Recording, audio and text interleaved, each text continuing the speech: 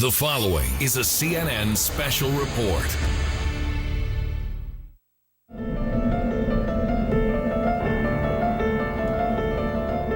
Here in the Midwest, several young girls went missing. Some were found murdered. Others were never found at all. Lori DePease, 20, in Appleton, Wisconsin. Wendy Felton, 16, from Marion, Indiana. Michelle Dewey, 20, in Indianapolis, Indiana. All of these cases went unsolved. Officials believed only one man knew what happened. We knew he was responsible for several deaths. And to get answers, it would take a risky, unusual plan. Send a convicted drug dealer undercover into a dangerous prison to befriend an alleged serial killer. I'm not a serial killer hunter. I said, so how am I going to do this? At stake, answers. Wondering where she is, wondering what happened. Peace for grieving families. You want to find her and you want to bring her home and you can't. And one man's freedom. They don't just turn around and give out candy and say, you're free to go. I went through hell and back.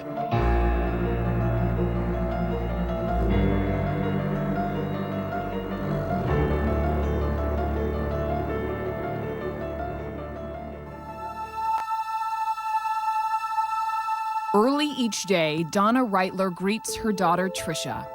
I say hello to this picture every morning. I say good morning every morning. I look at that and I can hear her say, hi, Mom. Tricia was very kind-hearted, very smart. As a child, says Father Gary, Tricia lit up the room. She would sometimes just bound into the room, spread her arms apart, say, ta-da, that type of thing. Donna and Gary brought Tricia here to Marion, Indiana to attend this small Christian college. One spring evening in 1993, Tricia left her dorm room for a walk. On March 29th, around 8 o'clock at night, Tricia Reitler came here to this shopping center. She bought a soda and a magazine and started walking back to campus. But then she disappeared. Phone call came a little bit after midnight, and the voice on the other side of the phone said, do you know where your daughter is? 19-year-old Tricia Lynn Reitler was last seen about 8 o'clock Monday night. She had just stopped. Tricia's disappearance rocked the community and devastated her parents. Who's ever responsible will never know what they've taken away from us. Tricia's mother made a desperate appeal to Tricia on the Jerry Springer Show. Hang in there and know that we love you, and we're doing everything we can to find you. Despite huge media coverage and their pleas for answers, none ever came. It's like she just vanished into thin air. Tricia was never found. Young college students, they need to be aware. Kristen Zeller was a junior at IWU when Tricia disappeared. We were advised to stay in our dorms if you were a girl. But a week after Tricia's disappearance, Kristen and her roommate Heather needed to go to Marsh grocery store. You thought you'd be safe. You thought it'd be fine. It's a couple blocks away. Exactly. It's not far at all. I can see the campus from Marsh, so, what's going to happen? It was getting dark by the time they left the shopping center, walking the same route Tricia would likely have taken. We were maybe halfway up the road when Heather turned to me and said, Did you happen to notice that brown van? And I said, no. Then the van passed again, slowly.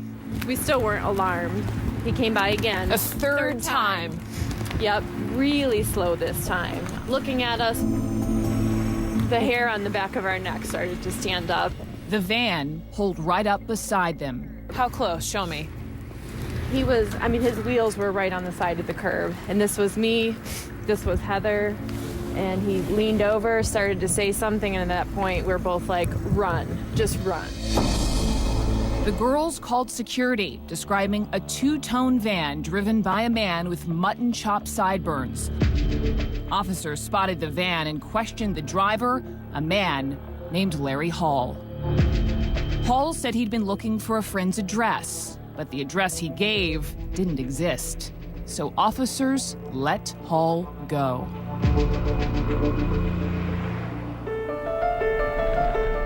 September 20th, 1993, 6 months after Trisha's disappearance, now 15-year-old Jessica Roach goes missing in Georgetown, Illinois. Investigator Gary Miller got the call. We all knew that we had something really bad here. We had an abduction. Jessica's badly decomposed body was found in an Indiana cornfield weeks later. But then, like Trisha's, Jessica's case went cold. There's a lot of times you wonder whether you'll ever solve it, but you know that you're going to keep going, you're going to check everything out, you're going to recheck everything. For over a year, Miller scoured local police reports. And then a break. A vehicle reported in a county nearby. The owner, Larry Hall. He had been involved in stopping some girls. Those girls were scared. They ran from him. In the last 6 months, Hall's van was spotted by more than 11 girls in 5 different towns close by, including those where Jessica lived and where her body was found. Now, Miller contacted the police in Hall's hometown to arrange for an interview. He initially said no, he hadn't been over here. Miller had to coax Hall to admit being near Jessica's house. I said, well, would you remember if, you stopped and offered girls a ride or asked him to get in your van? He said, well, he stops and talks to everybody. After a few questions, Miller took a gamble and put a photo of Jessica down in front of Hall. He immediately flinched. He turned to his right and put his hand up over his face like he didn't want to see the picture. Told me he didn't think he'd ever seen that girl. Later, a heartbreaking mystery. There's so little that we can do to find her. I just want to bring her home. And the dangerous plan to solve it.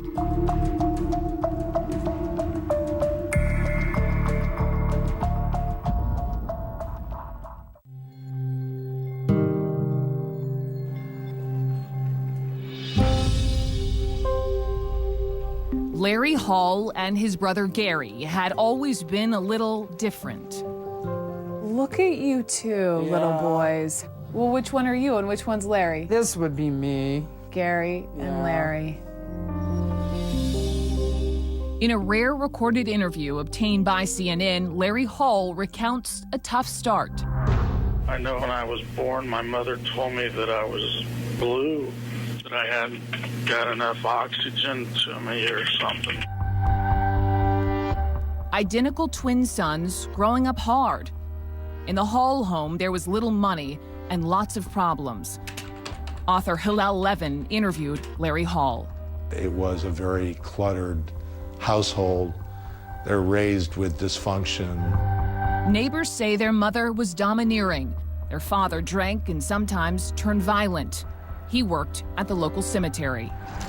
What was it like growing up next to a cemetery? Was it creepy? No, not at all. Not for me. At 12 years of age, Larry and I started working at the cemetery. As he grew older, Larry had problems fitting in at school. He was always the backward twin. I was the more dominant, outgoing twin. He hung out with what my wife and I and a lot of fellow classmates called the misfits or the stinky crowd. Still, the boys were best friends. And as young men, Gary and Larry developed an unusual new hobby as Civil War reenactors. I met a lot of new friends during that time period, and I was able to travel around and meet them at the battlefields and go on tours and stuff. It was a lot of fun. Larry was hooked, even growing mutton chops from his hairline to his jowl. Though the reenactments helped Larry make friends, he still struggled with women. What was Larry like around young women growing up? Very awkward, quiet, backward. Did he ever talk to you about these urges? He reportedly says he had urges about women. Oh my gosh, it was absolutely, it was out of bounds. I had no idea. Jimmy Keene grew up 135 miles away in Kankakee, Illinois. He didn't know Larry Hall, and he had no idea that their worlds would someday collide.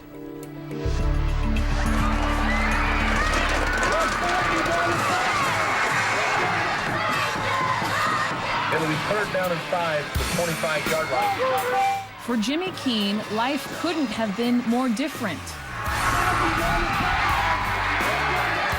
While Hall was an awkward outsider, Jimmy Keene was a star, especially under the lights on Friday nights. We would come out here, the lights would be on, the whole stadium would just be completely full, and the crowd would be roaring, and it was just a very euphoric, unbelievable high. The Friday night games were the biggest rush I've ever had in my life. A gifted athlete, he lettered in 2 sports, studied martial arts, and inspired fear in everyone he faced. Do you like having people terrified of you just a little bit? Well, in that kind of sport, sure, you have to. Well, that's why they called me the Assassin. So. You were the Assassin. Yes, my nickname was the Assassin. And the reason my name was the Assassin is because I put somebody out of every game I've ever played. Keene wasn't just the hometown hero, he was his father's namesake. My dad generally sat up here in the corner over here. If I made a spectacular play, he would always give me the, "You did good, son," you know. How often was he sitting in the stands? Every single game of my life. Never ever missed a game. He never even missed my practices. That mean a lot to you? Absolutely. My dad was, he was my backbone. Keene was as popular as he was athletic. You were a legend. Yeah, I mean, there was no doubt. I mean, they had posters of me all over town. I mean, everybody knew who I was with my sports ability. So yeah, I was the most popular guy around. There's no question. I was voted most popular guy in school. Jimmy seemed to have everything, except enough money to keep up with the rich kids at school. And he only saw one way to get it. He started selling drugs and quickly learned he was good at it. You're making decent money. You don't think, is this a wrong thing that you're doing? So I kept growing into it and growing into it. And by the time I was 20 years old, I mean, I was sitting on top of an empire. By Keene's own account, he was pulling in around $1 million a year. He was addicted, not to the drugs, but the money. It's hard to walk away from that kind of money, especially as a 20-year-old. So he didn't. And that single decision would change the rest of Jimmy Keene's life and bring him face to face with an alleged serial killer.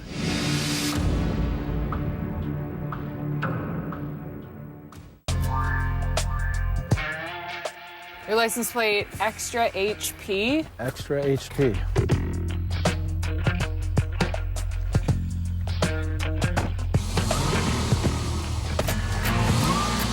By the early 90s, Jimmy Keene was on top of the world. His booming business afforded him a lavish lifestyle with large homes, souped-up Corvettes, and an endless supply of women. I would have 30 or 40K parties with volleyball nets, live bands. We'd have literally 1,000 people or more sometimes. I mean, these were gigantic, huge parties. You were the guy women wanted to be with and guys wanted to be best friends with. Something like that. Back then, he owned this 6,000 square foot home. Right behind that is a golf course. He says he didn't stash the drugs here. This is a walk-in closet. But there was always a place to hide his fortunes. This was a hidden trap door that you could open. And when you would open it, you have another hidden closet back in here. You can see my old safe is still here. And this was pretty much just my Fort Knox room. For 15 years, Keene's empire remained hidden and growing. But as he lived the high life, his father fell on hard times, nearing the brink of financial ruin. My dad, to me, was Superman. And to see him in such a hurt way really killed me. So Jimmy used his drug fortune to bail his father out, then continued to support him. Even though it was coming from something wrong, I felt I did something very right to make his world right. But the money never seemed to be enough, and Keene couldn't stop watching his back. By the fall of 1996, the pressure of life in the fast lane was catching up. I had woke up in the middle of the night and I was laying there wide awake. And I said, you know, I am tired of running like this. I said, I really just want this all to end. And it was all about to end, but not the way Keene had planned. Just 2 weeks later, I heard the front door rattle and I thought it was just the wind, because it was in November. And next thing you know, boom, the whole door just blew off the hinges. And then they came flying in a straight file line with their guns drawn and their black uniforms. Move, we'll blow your head off, we'll do this, just move one time, rah, rah, rah. For Jimmy Keene, it was over. Everything stops and goes in slow motion. You don't even feel like it's real. Keene was ultimately dragged to jail. He pleaded guilty, hoping to minimize his sentence. And at first, federal prosecutor Larry Beaumont was willing to negotiate. Initially, we tried to what we call flip him to see if he would give us other drug dealers at the time. And I think he refused, so our reaction was to make sure he gets the maximum penalty. Beaumont got his way, and Keene got 10 years. It knocked the life out of him and broke his father's heart. Any hopes and dreams he had had for me at that point in life were gone. He was crushed. I mean, he was very crushed. Jimmy Keene could not imagine a way out, nor guess that a man he'd never met might someday provide him one.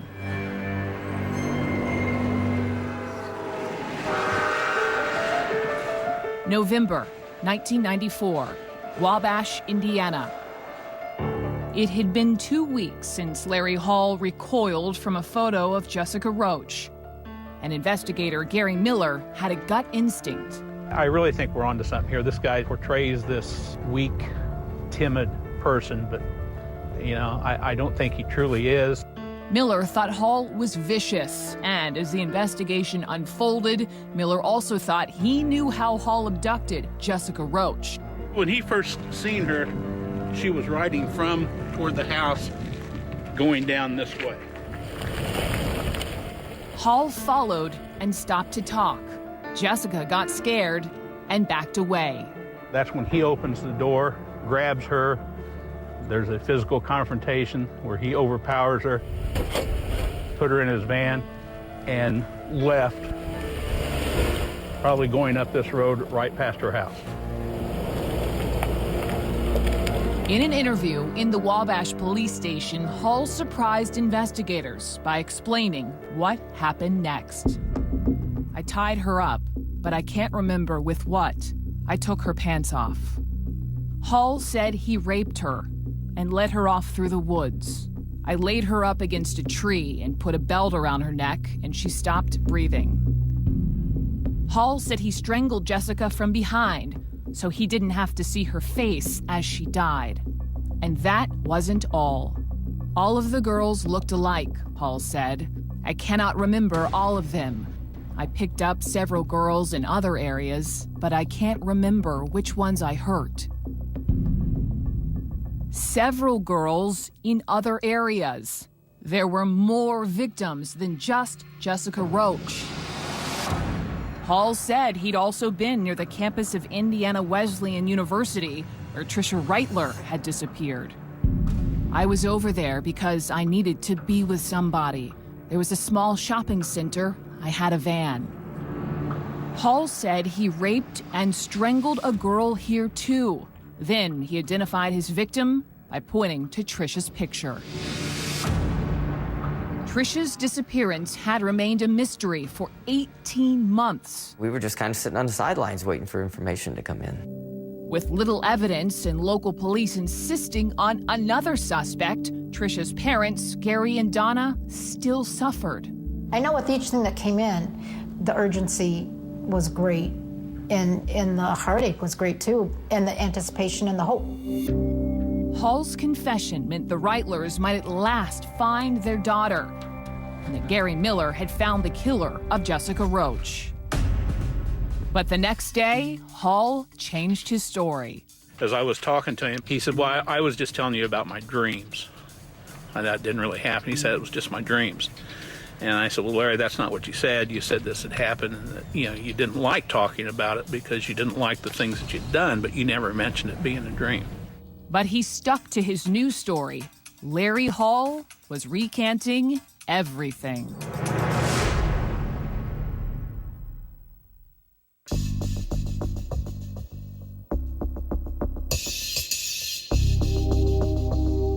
Larry Hall had confessed to killing Jessica Roach, Tricia Reitler, and 2 other women. And then he took it all back, claiming it was just his imagination. I did confess to certain policemen that I had dreams that I did things. But investigator Gary Miller had other evidence, like the witness who drove by this cornfield the night of Jessica's murder. That person testified he was absolutely sure that when he went by here on that night, there was a guy coming from the cornfield to get in his van.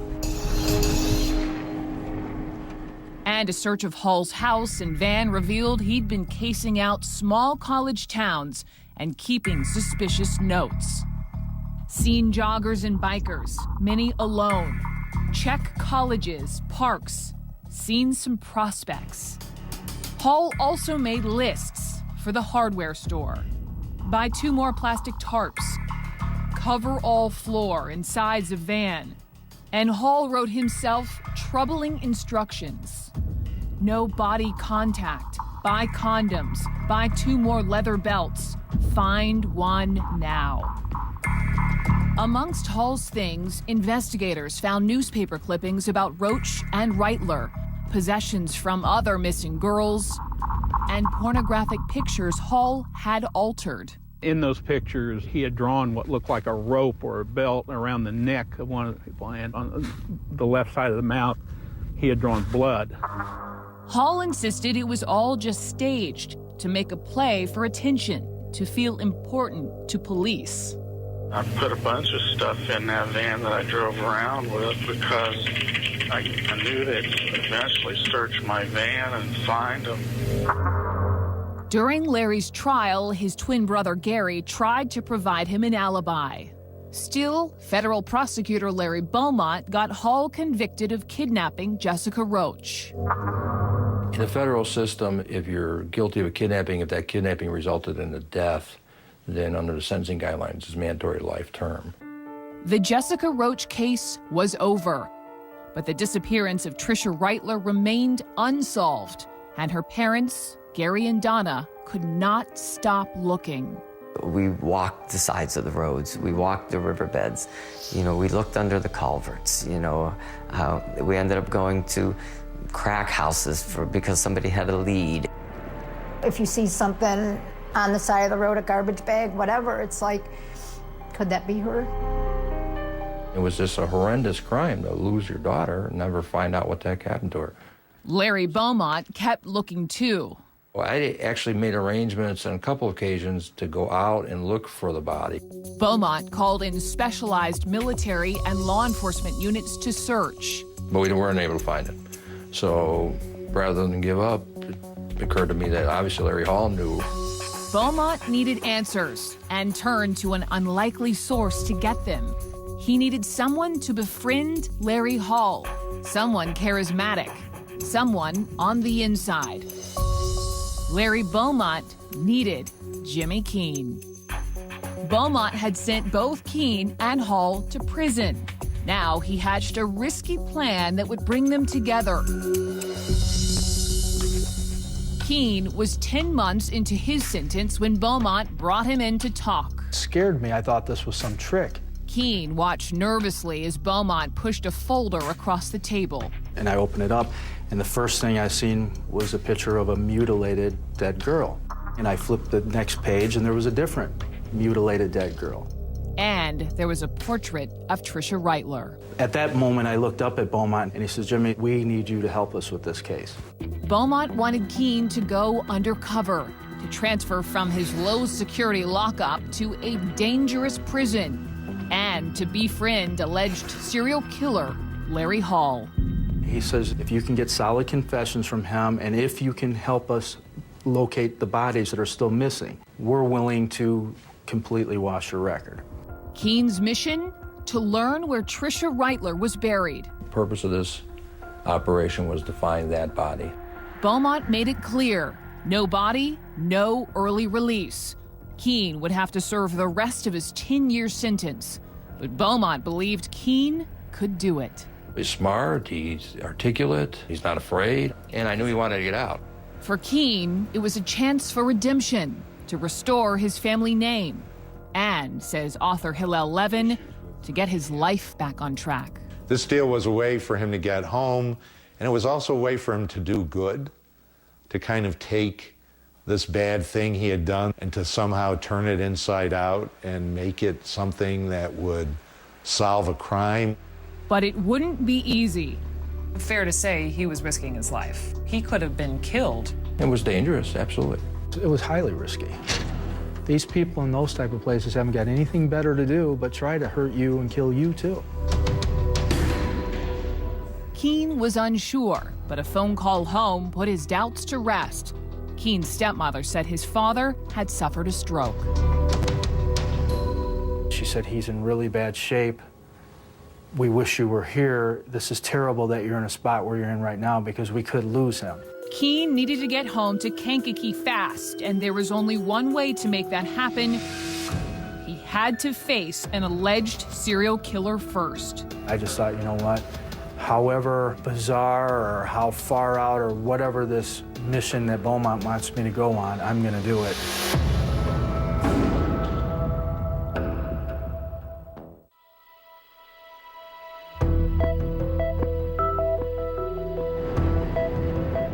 Driving up to the prison in Springfield, Missouri, Jimmy Keen didn't know if he'd made the best or worst decision of his life. I started to get cold feet, and I looked at the U.S. Marshal and I said, listen, I said, you know, how do we know Beaumont's going to live up to his word? They all assured me he would. And I said, well, you know, I'm not really sure if I can do this. Yeah. But there was no turning back, and he needed to prepare. Agents had warned him to be careful. We don't want you to approach him for at least 6 months because he's a very cagey individual.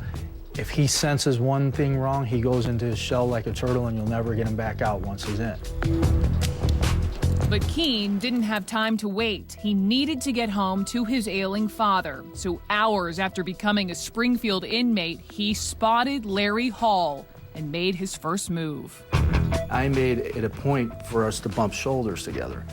And as we gently bumped shoulders together, I turned around and I said, oh, excuse me. I said, listen, I said, I'm new here. I said, you wouldn't happen to know where the library is, would you? Hall offered to show Keen the way. And I just reached over and I kind of slapped him on the shoulder and I said, thanks a lot. I appreciate that from a cool guy like you.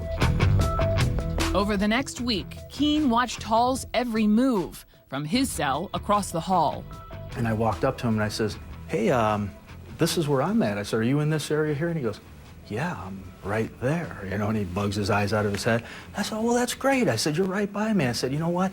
I told you were a cool guy, and I'm glad that you're by me and all this and that. And that's when he basically offered sometime if I'd ever want to have breakfast with him and his friends. Keen was making progress, slowly gaining Hall's trust. But life at Springfield was complicated and dangerous. So Keen figured out a way to use violence to his advantage. It was a Saturday night, and Hall was in the TV room, mesmerized by an episode of America's Most Wanted about serial killers. Suddenly, another inmate approached the TV. And you could tell this guy had been in for a long time. He was a real big, buff guy. And he just walked up to the TV, looked at everybody in there, and he decided he's going to turn the TV channel. And he turned it. And I found this very interesting. Larry looked at me and very quietly mumbled under his breath. He goes, hey, I was watching that show. Keen leaped into action and knocked the guy out. And I nailed him with an uppercut, and then I kicked him through 3 rows of chairs. He was beat up real bad and had to go to the hospital. And they took me and threw me in the hole. It was worth it, and it was a breakthrough with Hall. He not only now looked at me as a guy that he could look at and say, wow, he thinks I'm cool. Coming from him, that's a compliment. And now he's also able to protect me. Now, Keen had Hall's trust and had him talking. One night in Hall's cell, he told Keene the truth about what happened to Tricia Reitler.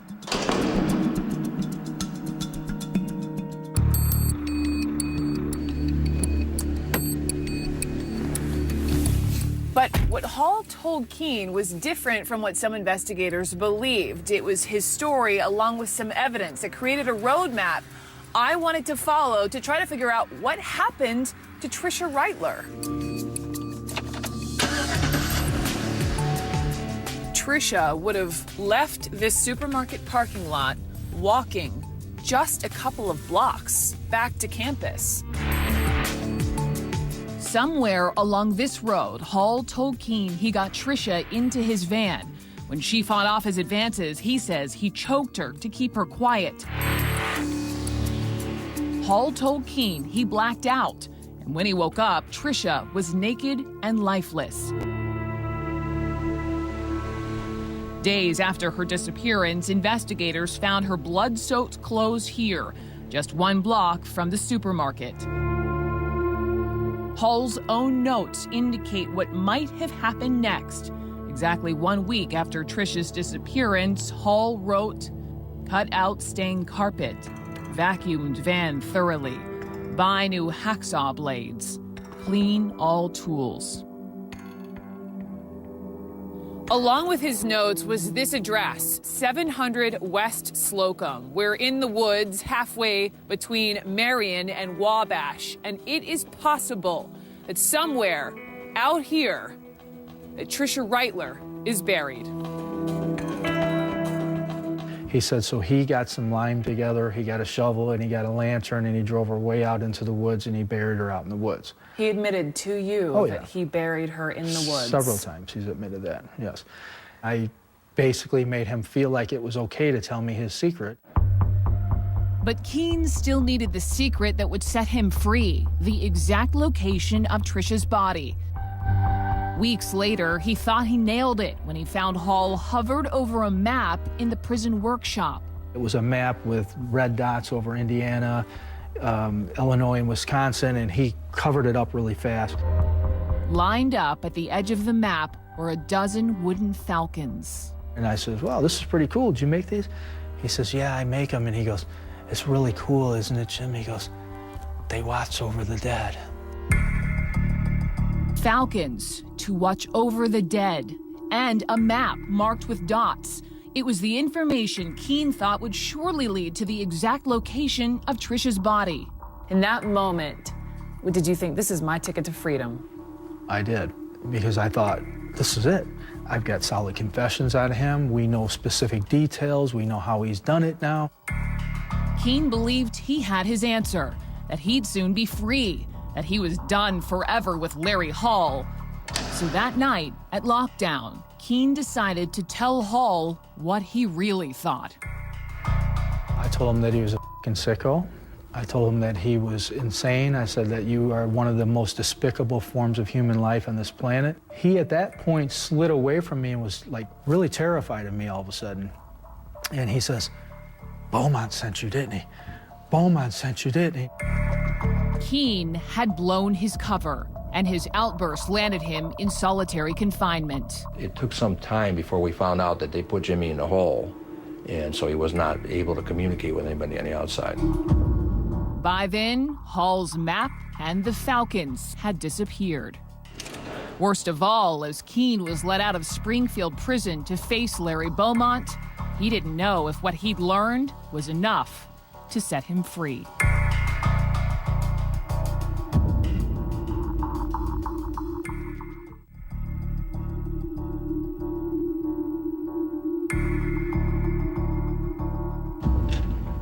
During his months in Springfield, Jimmy Keene got Larry Hall to provide details about several murders Hall was suspected of committing, including Tricia Reitler's.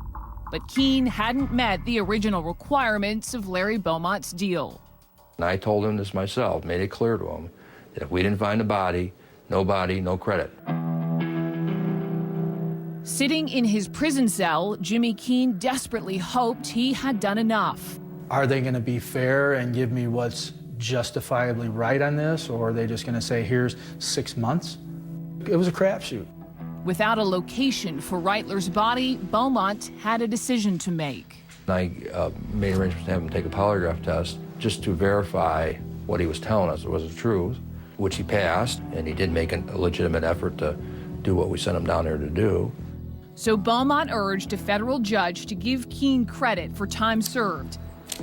Jimmy Keene became a free man and returned home to his aging father. What did you feel like when you were finally released? I was happy as could be. It was a very bizarre roller coaster that I went on. It was, redemption at its best. Keene had 5 more good years to be with his father before Big Jim passed away. We both realized once I got out that there is a better world than just always in a constant dash to make money. You know, it was more like, look, let's just enjoy each other while we're alive here, you know. It was closure for Keene, but not for the families of the alleged victims of Larry Hall. For years, there was no progress and no relief for people like Donna and Gary Reitler.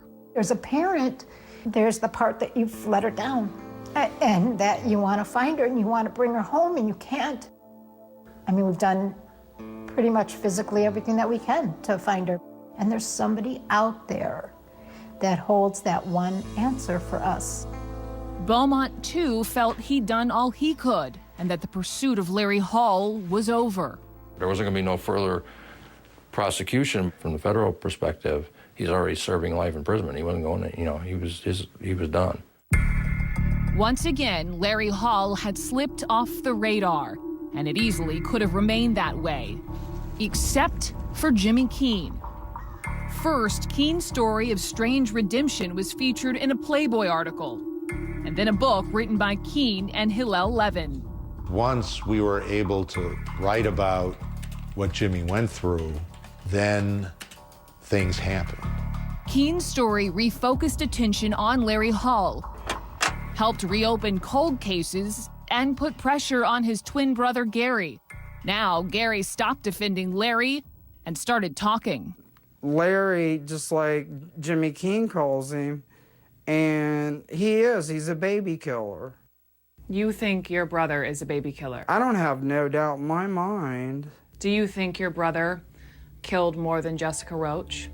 Yes. Do you think your brother killed Trisha Reitler? Yes. Michelle Dewey? Yes. As Gary started talking more openly, detectives approached him, asking for help. I went with the Indianapolis detectives down to try to get my brother to confess. He made me leave the room. He did, in fact, confess on tape to 15 serial murders. Larry later retracted again. And while he can't ever seem to stick to one story, he does sometimes seem to have regrets. I didn't want to keep living my life the way I was living it. I wanted things to be different, but I guess I didn't really do the right things to change the way my life was going. Larry Hall refused our request for an interview. He has never been charged with crimes against anyone other than Jessica Roach. But Keene's story has caused officials across the country to take another look at Hall. In November of 2010, investigators from the town of Menasha Police Department interviewed Mr. Hall at a federal prison in North Carolina. In that interview, Hall admitted murdering Lori DePease and provided clues about where to find her body. There's multiple agencies that are looking into him, reference their unsolved disappearances. Larry Hall may have had more victims than ever imagined. We understand it's even more extensive than we ever thought. Not 20, but maybe 30 to 40 in terms of the victims. That leaves 30 or 40 families still awaiting answers. Which is why, says Levin, it is critical that serial investigations do not stop. 2 decades after Trisha Reitler vanished, her father, Gary, now believes Larry Hall knows where to find her. I think if Larry knew what we go through on a daily basis, wondering where she is, wondering what happened, I don't think he would have any choice to confess and let us know where she's buried. Donna Reitler is not as sure. Yeah, he confessed, he recanted. He confessed, he recanted. Without a body, it's just another possibility. More than anything else, they just want their daughter back. To have a place to lay her to rest, just to be able to sit and just talk to her.